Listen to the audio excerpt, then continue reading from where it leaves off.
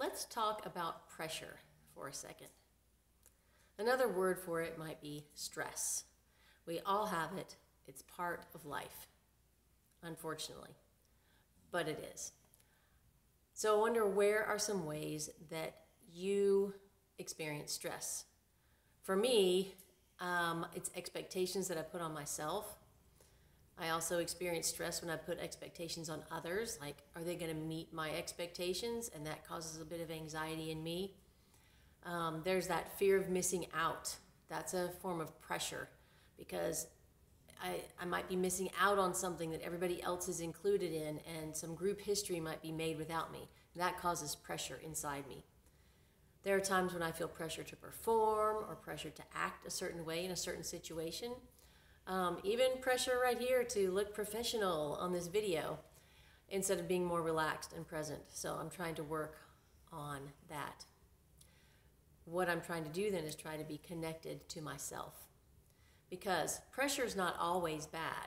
In fact, when we can utilize pressure appropriately and practice it, using it well, we can get more connected with ourselves, and that becomes the antidote to all that external pressure. So let me give you some examples of when pressure is good. Number one example, massage.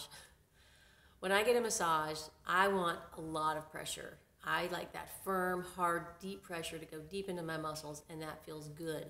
So pressure is not always bad.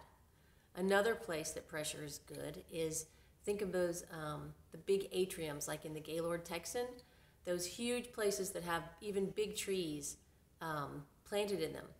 Did you know that the root systems of those trees and those plants are really weak? Like, they would never survive out in the real world, because they have not been subjected to wind that causes the roots to grow and dig deeper into the ground and get stronger. So pressure can actually help you get a little bit stronger if it's used appropriately, if it's increased, decreased, or kept the same at the appropriate times. So how can you use it for good? Well, that's one of the things that we learn how to do, is when to increase it, decrease it, and keep it the same. We can practice that with the horses, because they have that immediate feedback that they give us, and they tell us if we're willing to listen to them. That's the key. If we're willing to listen to them in their bodies, we can feel in our bodies when we actually feel connected.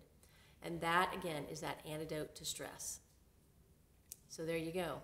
Connection with yourself is an antidote to stress.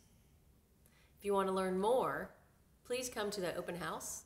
It is in Weatherford this Saturday, February 29th, from 12 to 4.